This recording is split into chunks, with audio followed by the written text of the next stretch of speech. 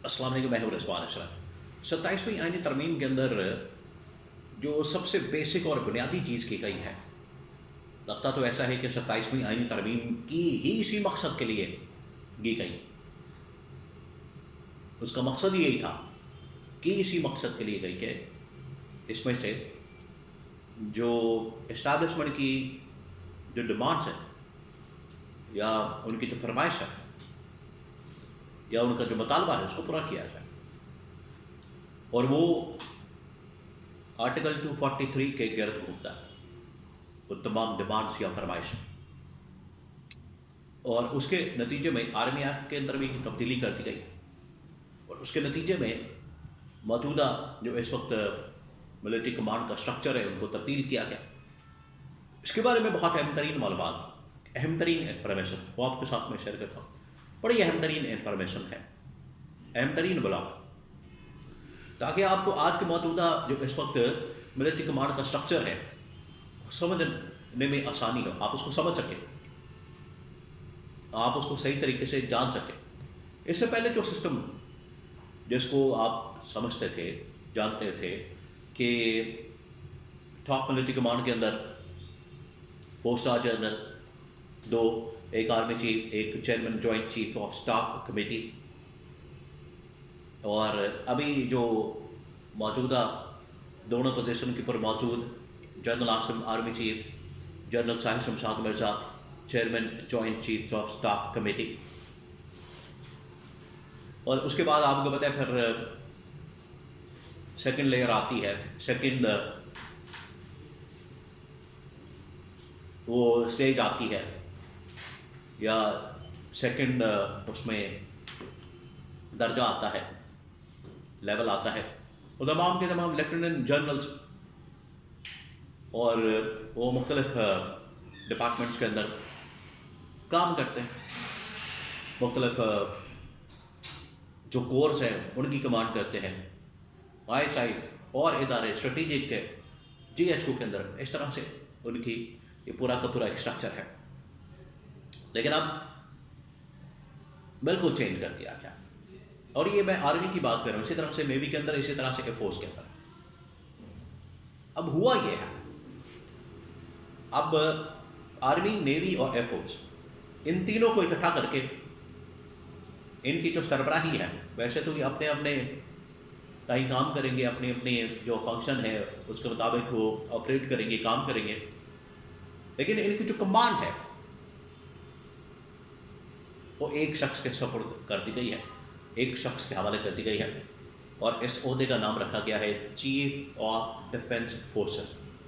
और ये ओहदा आज दिया गया है field marshal army general Asim Munir को। और ये जो ओहदा है फील्ड मार्शल का, अब ये 4 स्टार से भी ऊपर निकल गया, ये 5 स्टार हो गया।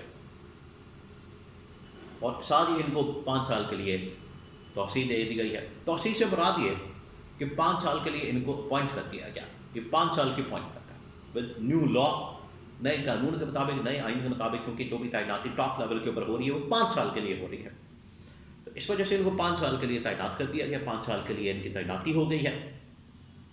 नोटिफिकेशन हो सकता है कि 1-2 दिन में जारी हो जाए। अब ये जो राणा सनाउल्लाह की जानिब से ख्वाजा आसिफ और बाकी इधर उधर के, आपको पता है ये इनके बड़े चमचे चुमचे नून लीग शरीफ खानदान के, ये इस तरह की बड़ी बातें कर रहे थे कि नहीं वो एक्सटेंशन, वो नोटिफिकेशन की तो ज़रूरत ही नहीं, वो काम ही नहीं है उसका, बस वो 2027 तक रहेंगे, उसके बाद देखेंगे क्या होता है। यानी इसके अंदर भी 2 नंबरी कर रहे थे, ये सियासत कर रहे थे। लेकिन आपको पता है इस्टेब्लिशमेंट भी फिर मतलब बांध के मांगती है, वो फिर उन्होंने पूरा पक्का काम किया, लोया तोड़ किस्म का। उन्होंने कहा कि नहीं, ये जब लाए आपको हम हैं, इस जगह पर आपको ला के बैठा दिया है, तो चीज़ें भी हमारी मर्जी से चलेंगी। उन्होंने पूरा ड्राफ्ट तैयार करके सब कुछ करके, हालांकि जब भी आइन के अंदर तब्दीली, तरमीम या अमेंडमेंट या कुछ भी होता है, ये एक ऐसी चीज़ है, मैं आपको इसका असूल बता दूँ, उसूली तौर पर होना ये चाहिए कि इसके ऊपर बड़ी लंबी बहस होनी चाहिए, पार्लियामेंट के अंदर होनी चाहिए, जजेस को बुलाना चाहिए, वकला को बुलाना चाहिए, दानिशवरों को और हिस्टोरियंस को, सहाफ़ियों को और इस तरह से जो इंतज़ामी मामला को देखने वाले उन लोगों को बुला के बाकायदा इसके ऊपर बात होनी चाहिए, डिबेट होनी चाहिए, एक एक आर्टिकल के ऊपर, एक एक वर्ड के ऊपर, एक एक शक के ऊपर, और डिबेट के बाद फिर अल्टीमेट आपको किसी फाइनल फैसले के ऊपर पहुंचना चाहिए। अभी आप देखिए, जब ये तरमीम आई है तो अंदर छोटे छोटे पॉइंट्स आते थे, तो बार बार इनको कभी वापस आ रही हैं, जा रही हैं नेशनल असम्बली से, सेनेट से फिर वापस नेशनल असम्बली। तो ये क्यों हुआ? क्योंकि आपने डिबेट ही नहीं की हुई, आपको पता ही नहीं है। इसमें एक और एग्जाम्पल वो वाली कि वज़ीर आज़म को भी इस्तिस्ना दे दें। उन्होंने कहा ठीक है, 100 बिस्मिल्लाह, लगते हाथ हम भी अपना हाथ साफ करें। शहबाज शरीफ को भी मिल जाएगा इस्तिस्ना, नवाज शरीफ को भी मिल जाएगा। इन्होंने कहा तो मौजें लग जाएंगी, हमारे ऊपर ना कोई केस होगा, ना कोई मुकदमा होगा, और NRO मिल जाएगा लाइफ टाइम, जैसे आसिफ अली जरदारी को मिल गया, सदर को मिल गया, वज़ीर आज़म को भी मिल जाएगा, मौजें लग जाएंगी। लेकिन बीच में से जब इनको नुक्ता निकाला कि इस तरह से तो इमरान खान को भी मिल जाएगा, उसके ऊपर जितने मुकदमात केसेस पकड़ के आपने जेल में रखा हुआ है वो तो बाहर आ जाएगा। साथ ही इनकी दौड़ें लग गई, उन्होंने कहा नहीं वापस लाओ, इसको वापस करो फौरन, और ट्वीटें आ गई, बयान आ गए, स्टेटमेंट्स आ गई। हालांकि पब्लिक में तो बात ही नहीं हो रही थी इस बारे में, तो ट्वीट कहाँ से आई? असल में फिर जब उधर पार्लियामेंट के अंदर कमेटी में बात हुई तो वहाँ से फिर पैगाम मिला शहबाज शरीफ को। शहबाज शरीफ ने कहा नहीं कोई नहीं ऐसा काम था।